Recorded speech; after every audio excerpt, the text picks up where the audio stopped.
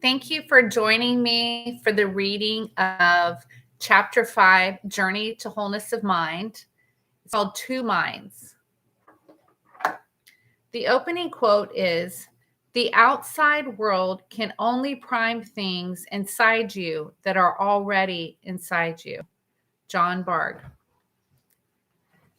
Studies have shown that over 90% of what we do on a daily basis comes from our subconscious mind, meaning we do it without even thinking about it. Consider your daily drive to work. How often have you arrived at work and thought, "Oh my goodness, how did I get here?" You don't even remember the actual drive.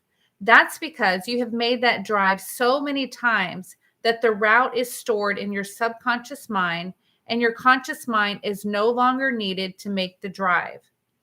So much of what we do in life is based on what has already been stored in our subconscious. We are operating a life from the storage system in the subconscious mind without even engaging our conscious thoughts. In other words, our brains have been trained how and what to do, and we don't even have to think about it. We have two separate minds, one being our conscious mind that we use less than 10% of the time, and the other, our subconscious mind, that we operate from over 90% of the time. Since we operate so much of our lives from our subconscious mind, it is important to understand how it works. The subconscious mind operates on our programming. Most of our programming took place from birth until the age of 7 or 8. When we were young, we were in super learning mode. Our brains actually vibrated at a lower frequency. This lower frequency is the same frequency that a mind is during hypnosis. Our subconscious mind can process billions of bits of data from our environment every second. Our subconscious mind is very powerful and very fast. It is a million times more powerful than the conscious mind, which processes about 40 bits of data per second. Our conscious mind is a smaller part of our mind. The conscious mind can deal with only one thought at a time. It is our objective or thinking mind. The conscious mind's job is to accept or reject data. It does this by identifying information coming in, comparing and analyzing it, and then making a decision, all based on the information already stored in the subconscious. Your subconscious mind is where information is stored and retrieved from. It makes sure you decide or respond based on your programming. Your subconscious ensures that what you say and do fits a pattern that matches your learned self-conception and master program.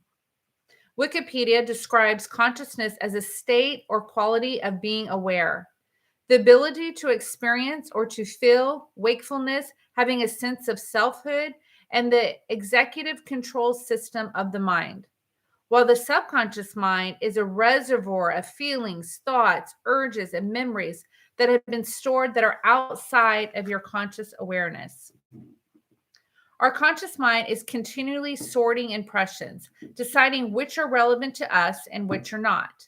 And again, this is all based on the information already stored in your subconscious. So everything you do and say is based on pre-programming. It is a primary source that determines your behavior. This being said, when we try to do something new or different than our normal programming, we can feel our subconscious pulling us back towards what is known and comfortable. Even thinking about doing something different from the norm can make us feel stressed, tense, or uneasy. Most of us are aware that we have multiple conditioned behaviors that influence our daily life in many considerable ways. We are creatures of habit, and we would have a difficult time getting through our day without relying on our habits. Our very ability to walk and talk depends on our learned behaviors that are displayed through our neurobiological program. So much of what we do comes from automatic functions simply out of habit or learned behaviors.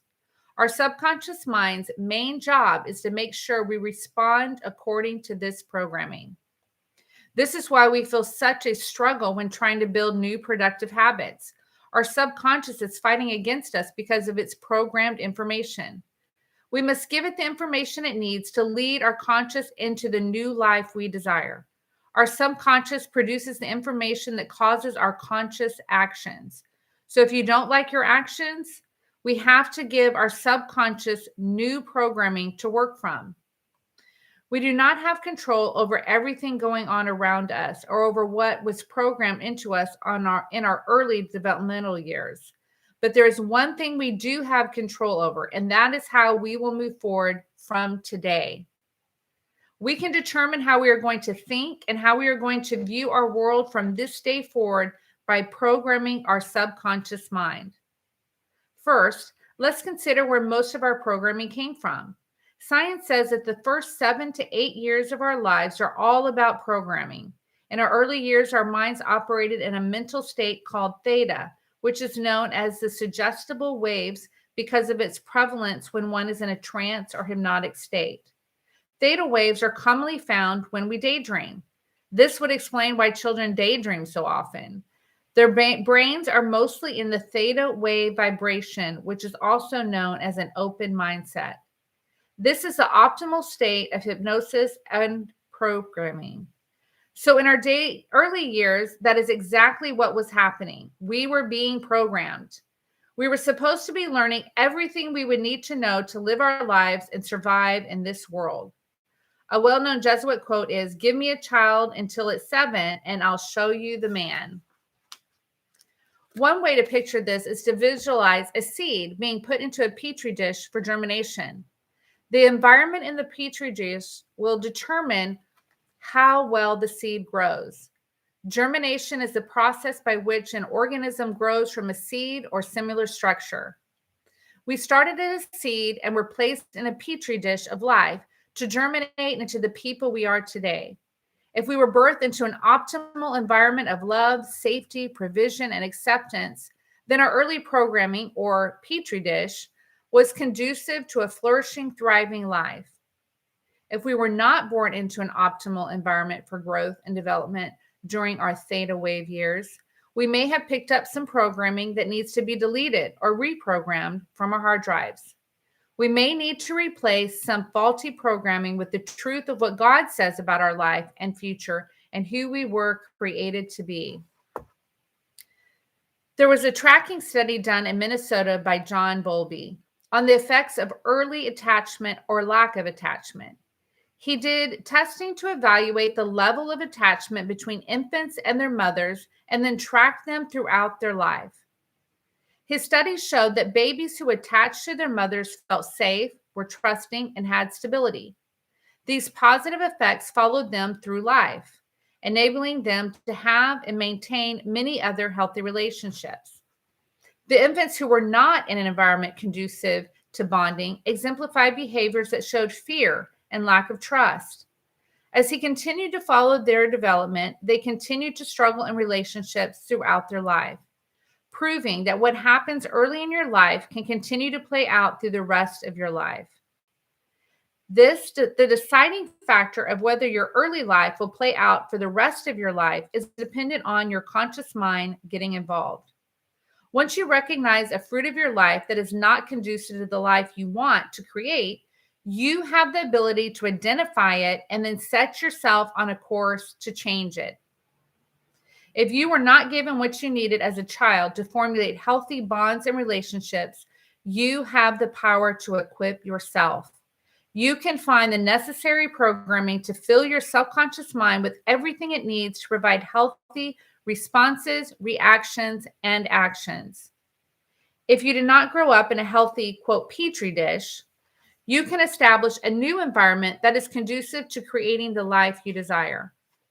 Although you are no longer in theta wave, which is the most optimal for programming, you still have the ability to program your subconscious mind to produce the actions of your conscious mind that you desire.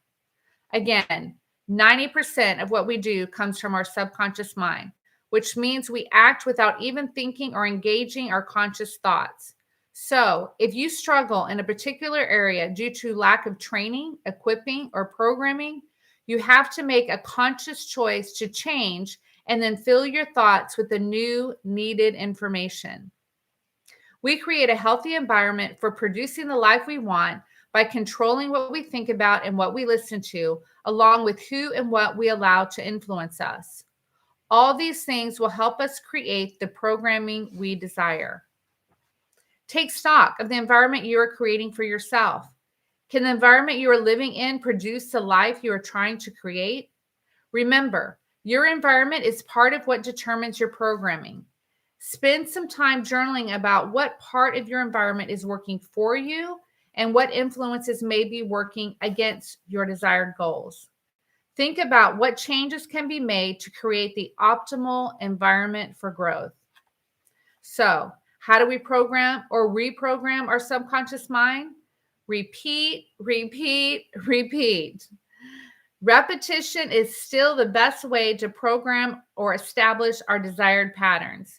Repetition of anything is what forms habits, and we want to form habits that build the life we want. Finding what needs to be reprogrammed is not done in a way of casting blame or dredging up bad memories or experiences. You are merely looking at known facts that may have altered your ability to live and function the way you want to. You are looking for pre-programming that is robbing you of living in wholeness of mind. Belief systems that may have been programmed from family or life experiences that are preventing you from seeing yourself, your life, or future the way you want to. You're looking for programming that is sabotaging the me you want to be. For example, if you were born into poverty, you may have a belief system that says, life is just hard. There's never enough. Learn to make do and don't bother asking. Lack is just a part of life. Do any of these statements ring true to you? Or did a comparable thought come to your mind? You may know mentally that these statements are not true, but the question is, do they feel true? Many times we're living out what feels true, even though we haven't given it any mental assent. If you were born into wealth, you would not be having these thoughts or feelings. Once we recognize the thoughts that may be pre-programmed into our subconscious that cannot produce the fruit we want or that are robbing us of our desired life, we want to make a plan to reprogram. We want to replace the negative belief system with a positive belief. When we change our quality of thinking, we change our quality of life. If a person is born into a home with alcoholism, their belief system may be, I'm not safe, and people are unpredictable and can't be counted on, which may have been true at that time, but is no longer true. Yet they are still living like it is true. Their experiences may have created a feeling that they always have to take care of themselves because no one else is looking out for them. These thoughts and feelings will cause a person to lack a sense of security and safety. Again, this may unfortunately have been their reality or their petri dish at the time, but it no longer is. Yet their pre-programming has wired them to live and feel like they are on their own and that they cannot trust people. This programming will play out negatively, affecting relationships throughout their life. At times, a person may not be even consciously aware of their thoughts, but is the belief system they are living by. It is not only our early years that can cause negative programming in our subconscious mind. Life experiences can do the same. Something bad transpires in our life, and the enemy uses our vulnerable moment to sow a lie in our thoughts, like a seed. Then circumstances seem to reinforce the lie we were thinking about until it becomes a believed truth planted in our subconscious mind. This affects our thoughts and choices, which continues to reinforce the wrong belief. This is why it is so important for us to take every thought captive and line it up with God's truth, not allowing negative seeds or lies to be planted in the fertile soil of our subconscious mind. In most cases, it is not so much what happens to a person that affects their life, but rather what they believe about what happened. What they believe or think in the moment goes into the database of their subconscious. Did the situation, circumstance, or event cause them to take on shame, fear, unworthiness, bitterness, inadequacy, or the like? Perhaps they were in a car accident, and even though they were not injured, the event caused them to no longer feel safe. In the moment, they thought, wow, anything could happen to me at any moment that could change my life forever. And that thought brought fear and uncertainty. In this situation, it isn't the event of the car accident that is affecting the person's life negatively, but rather what it caused them to think about and believe. And the more they think about the negative event and their belief about it, the deeper it is being programmed into their subconscious, which in turn affects their conscious thoughts and choices. A better option would be to choose gratefulness, choosing to think about how everything turned out okay in the end, choosing the truth that God is with us, protecting us, and guiding us.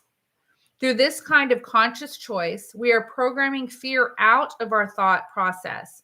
We are choosing the narrative that produces programming that will work for us instead of against the life we are building. We cannot take lightly the effects a trauma can have on our lives if not processed out with the Lord. Our bodies and subconscious mind are sorting it out, even if we do not engage our conscious mind. But we may not like how the event gets sorted and stored. So we have to engage our conscious mind in the process to make sure we produce a positive outcome. If fear is given any leeway, it will contaminate everything it touches. Choose to see the circumstances of life from God's vantage point and trust that He can work all things together for your good, remembering that it is in the vulnerable moments that you must train yourself to view life through the lens of your Heavenly Father, as opposed to seeing the situation through the lens of fear, doubt, or pre-programming. Do not forget that God sees the big picture, the whole picture, while you can only see what is in front of you or affecting you in the moment. Therefore, create a habit of getting His perspective before formulating a mental program that will work against you in the future. Traumatic, unwarranted, unwanted experiences can open doors in our life to build systems that work against our desired goals. Let me share an extreme experience from the life of a woman who had a traumatic experience as a child. When she was a child, she was molested by a family member. Each time he finished committing this atrocious violation, he would instruct her to go get money out of his money jar in the kitchen for her to keep. This act is what caused her the most damage. It caused her to believe terrible things about herself. The belief system she formed was that it must have been her fault, or that she must have liked it or wanted it or deserved it, what was happening. Her perspective as a small child of what was happening to her caused her to have faulty programming in regards to her identity. We can see as adults how untrue her formulated belief systems about herself were. Our hearts break for her and want to tell her she did absolutely nothing wrong and it was not her fault. Therefore, she should have no shame. But the faulty belief systems in her subconscious mind would not allow her to hear our words. Her pre-programming hindered her from receiving positive, life-giving words. Her false beliefs were so deeply rooted in her subconscious that they blocked out words of hope and life. It wasn't until she made a conscious choice to begin the work of exposing lies and allowing healing to come to her heart that she could finally have ears to hear and receive truth. The enemy had taken her painful, vulnerable moments and sowed many lies into her subconscious mind that altered how she lived out her life. But once the plot of the enemy was exposed, reprogramming could begin. Thank God for the testimony of the lies finally being exposed and God's truth coming in and bringing freedom. Because of God's truth and perspective coming into her life, she was able to gain the necessary tools to reprogram her subconscious mind and change her belief about herself and what happened, thus gaining a new lease on life. Lies operate as truth in our lives until they are exposed. These lies get embedded in our subconscious mind and we live them out unconsciously. It is important to guard what we allow to germinate in our minds, to identify what we are allowing in our petri dishes. We can choose the higher emotion, the silver lining, the glass half full, mentally instead of dread, lack, and the glass half empty mentality. Our choices of what we allow to take root and how we decide to view our life and the world around us do affect whether lies have a safe place to land or not. Training our mind to reject negative, life-sapping words and thoughts provides a healthy environment by which to form healthy programming. When we recognize an area of our life that is not producing the fruit we desire, we need to take a look at the information we have stored in our subconscious that may be negatively affecting our abilities. Each person responds differently to outside stimulus based on the personality, vantage point, and life experiences. We respond based on our pre-programming, which again is based on personality, vantage point, and different life experiences. I could go on for days giving examples of what negative life experiences can do to our programming. And then what this programming can do to cause more negative life experiences if we are not able to stop and view them from a healthy perspective. If circumstances are not viewed in a productive way, they can rob us of our ability to formulate the correct programming. Unfortunately, there is no formula to follow about what to believe in any given situation. Each of our stories is different, and even if they were the same, we would view them differently because of our programming.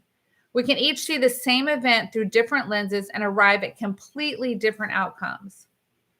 You would think my sister and I grew up in different houses the way we interpret our home life growing up. She will say something about our childhood and I'll respond, "What are you talking about? That never happened," or "That didn't happen like that." We can discuss what really happened all day and still not agree because we have different vantage points. As the saying goes, we can be looking at the same elephant and describe it differently based on where we are standing in the room. What does this mean? No one can walk out our journey for us. We each have to identify what programming is causing us to respond, act, and think differently than what we desire, or contrary to what we produce, the life we desire. Everything we do and say comes from information already stored in our subconscious mind. As the quote from the beginning of the chapter states, the outside world can only prime things inside you that are already inside you. We are continually reacting, responding, and making decisions based on what is already inside us. All of our actions come from what we already know consciously or subconsciously. So if we do not like our actions or if they are not producing what we want, we have to do the work to unpack and repack our subconscious. We each have to walk out this journey of discovering what views have been skewed by life experiences, which belief systems are based in wrong perceptions, and which beliefs need to be updated to our current reality. Ask God to highlight any faulty beliefs you may be carrying due to information stored in your subconscious mind. Ask Him to reveal any beliefs that don't belong as part of your identity as a child of God. Do the work necessary to step into His perspective over what was previously programmed. For that is where you will find the life you are longing for. The more you train yourself to live by His word and His precepts, the quicker you will be enabled to program your subconscious mind to produce a life of wholeness. A subconscious mind filled with His views, wisdom, and understanding will produce the conscious thoughts and actions that will produce a whole mind. The more we program our subconscious minds with the necessary information to build the life we want, the quicker we will be able to identify when our programming is causing us to veer off our desired course. Our chosen programming will enable us to evaluate the initial thought that caused us to turn the wrong way or step in the wrong direction, and then gain the necessary information to get ourselves realigned. Remember, everything starts with a thought. Our thoughts either lead us in the direction we want to go, or they lead us down the wrong course. Our thoughts can create the world we are forced to live in, or the world we choose to live in. The thoughts that dominate our mind are the thoughts that get stored in our subconscious, thus building our programs. We want to program our thinking to be positive, life-giving, with no limitations. We can reprogram our own thought patterns by inserting positive, life-giving, success-oriented sound bites. Our conscious mind can only think about one thing at a time. So make sure the one thing is what you want. Our subconscious mind processes millions of bits of information at a time. So make sure you are giving it the sound bites you want. It will take dedication and repetition to get what you want to the forefront of that process. Everything we do and think triggers a memory from our subconscious. When we hear a negative word, it triggers memories of negative experiences and brings it to the forefront of our thinking, creating another experience. Just this morning, I heard someone use a bad word in a conversation, and it immediately brought up a memory of when someone I loved used that word against me. I felt the sadness invade as if it was happening all over again. I did not control this process. It just happened. This is how our subconscious mind works. Our subconscious mind brings things up from storage to match the current event, reinforcing the belief or feeling. The subconscious mind is a powerful secondary system that influences everything we see and think. Learning how to direct the communication between the conscious and the subconscious mind is a powerful tool on our way to wholeness. The subconscious mind is like a data bank for everything that is not in our conscious mind. It stores our beliefs, our previous experiences, our memories, our skills. Everything that we have seen, done, or thought is there. It is also our guidance system. It constantly monitors information coming from the senses to identify dangers and opportunities. Our conscious mind is constantly drawing on the subconscious for information to evaluate our current situation, circumstance, or decision. What does your mind have to pull from? Is your mainframe full of information you want to be used in your decision-making process? Does your programming align with the life you are choosing to build? If not, you are the only one with the power to change it. We must become aware of what our minds are using to process information that is creating the life we are living. The way we recognize if we need to change data bits in our mind is by identifying areas that may be difficult for us. If we struggle with communicating our feelings, we must not have the needed data in our subconscious to help us in the situation. If we have difficulty in confrontation, we must not have the proper data to help us in these circumstances. If we have difficulty making quick decisions, we must not have the needed data in our subconscious to help us process the data in front of us sufficiently to make a decision. How do we change this?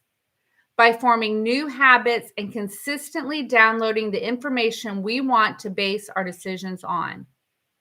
Do the research to find the right books, podcasts, YouTube videos, in some cases, counselors, mentors to help you acquire the information needed to produce real change. Understanding your mind and how it works can help you understand yourself better and therefore better yourself. Your thoughts and actions create a ripple effect that goes in all directions. Therefore, you want to decide what ripples you are creating. We must become intentional about what information our mind gets and from where. What do you personally want to be intentional about? Well, if you are like me and your goal is to bring the kingdom of heaven to earth as specified in the Lord's Prayer, then we need to be intentional about seeking first the kingdom of God and his righteousness above all else. We need to learn kingdom principles along with discovering what his will on earth is. Whatever your priority is, find all the information you can on it and start downloading. Take charge of what you allow to pass through the screen of your mind so that what gets deposited into your subconscious mind creates the life you desire. We must identify what we want programmed into our mainframe and then do the necessary work to get it programmed. As we go through this process, we can identify thoughts, attitudes, or outside influences that are working against our desired programming and make the necessary changes. This statement is not meant to cause undue stress. You do not need to try to figure out every wrong thought or belief all at once. Trust that God will lead you in the process as you are ready. He will highlight different aspects and different seasons as you are ready to peel back the layers. In the next chapter, we will discuss programming our minds, Now that we see how important it is to fill our subconscious mind with what we want our conscious mind to produce. Simply said, all your habits of thinking and acting are stored in your subconscious mind and affect the choices, decisions, and actions of your conscious mind. Your subconscious mind is an unquestioning servant that works day and night to make sure your behaviors fit a pattern consistent with your emotionalized thoughts, hopes, desires stored therein. Therefore, you must determine if the information in your subconscious mind is producing the life you want. If it's not, change it.